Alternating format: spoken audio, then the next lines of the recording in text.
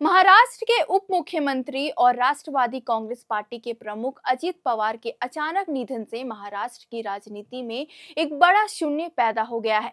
उनके जाने के बाद अब इस बात पर चर्चा शुरू हो गई है कि उनकी पत्नी सुनेत्रा पवार को अब उप मुख्यमंत्री बनाया जाना चाहिए, लेकिन शरद पवार को इसकी भनक तक नहीं है। स्थानीय मीडिया रिपोर्ट्स के मुताबिक इसी पृष्ठभूमि में एनसीपी के विधायक शनिवार यानी आज 31 जनवरी की दोपहर 2 बजे बैठक करेंगे। ऐसी उम्मीद है कि इस बैठक के तुरंत बाद शपथ ग्रहण भी हो सकता है।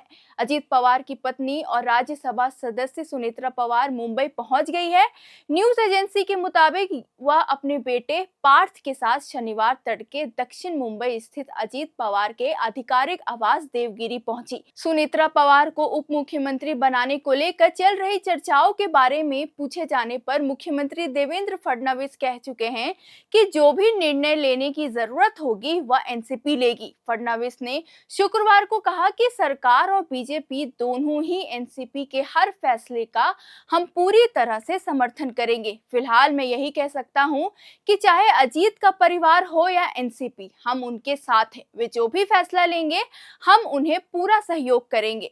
वहीं अजीत पवार की एनसीपी के नेता नरहरी झिरवाल ने पार्टी के सर्वोच्च नेता अजीत पवार को विदाई देने के बाद उत्तराधिकारी के बारे में एक महत्वपूर्ण बयान दिया है।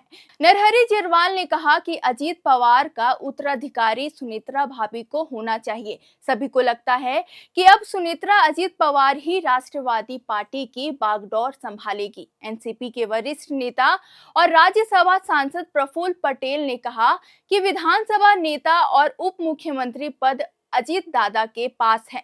हमने मुख्यमंत्री को बता दिया है कि हम जल्द ही फैसला लेंगे इस पर। इसके लिए हमें अपनी पार्टी के विधायकों को बुलाकर उनसे चर्चा करनी होगी और जन भावना को ध्यान में रखते हुए सही फैसला लेना होगा। साथ ही उन्होंने ये भी कहा कि सुनेत्रा पवार के नाम पर कोई चर्चा नहीं हुई है, लेकिन पार्टी का फैसला विधायकों का फैसला होता है और हम भी यही मानते हैं कि हमें यही फैसला लेना चाहिए। साथ ही उन्होंने कहा कि सुनेत्रा पवार के परिवार पर कोई चर्चा नहीं हुई है, लेकिन पार्टी का फैसला विधायकों का फैसला होता है और हम भी यही मानते हैं कि हमें सही फैसला लेना चाहिए। लेकिन इसका दूसरा पहलू की बात करें तो इसकी जानकारी अजीत पवार के चाचा और एनसीपी के संस्थापक को नहीं है। शरद पवार ने स्पष्ट किया है कि उन्हें इस संबंध में कोई जानकारी नहीं है। उन्होंने कहा कि सुनेत्रा पवार के डिप्टी सीएम पद की शपथ को लेकर उनसे कोई चर्चा नहीं हुई है। यह फैसला पार्टी स्तर पर लिया गया होगा।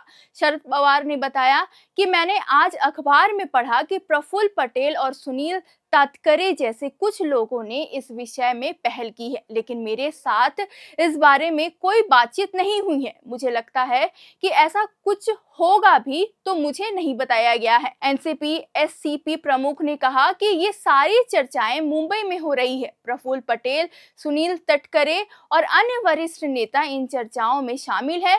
जो कुछ भी सामने आ रहा है वह उन्हीं के द्वारा लिए गए फैसले प्रतीत होते हैं।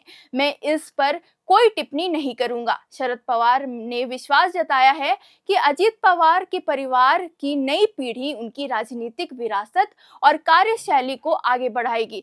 इस बयान के बाद ऐसा प्रतीत हो रहा है कि अजीत पवार के बेटे की तरफ शरद पवार इशारा कर रहे हैं, ना कि पत्नी को लेकर।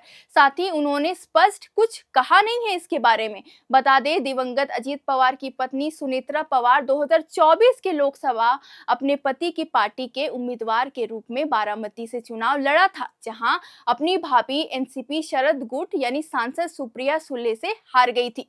कुल मिलाकर राजनीति हलकों में अजीत पवार के उत्तराधिकारी को लेकर बहस जारी है। वहीं सुनेत्रा पवार के नाम पर चर्चा तेज हो गई है। राज्यसभा सांसद सुनेत्रा पवार कई सालों से सक्रिय राजनीति से दूर रही, लेकिन वह हमेशा बारामती के चुनावी अभियानों में पर्दे के पीछे से प्रेरक शक्ति बनी रही। अपने बेटे पार्थ पवार के के मावल से लोकसभा चुनाव लड़ने के बाद सुनेत्रा पवार ने राजनीति में सक्रिय भूमिका निभाना शुरू किया। साल 2024 में उन्होंने अपने ननद सुप्रिया सुले के खिलाफ लोकसभा चुनाव लड़ा। इस चुनाव में उन्हें हार का सामना करना पड़ा और बाद में वह राज्यसभा सांसद बनी।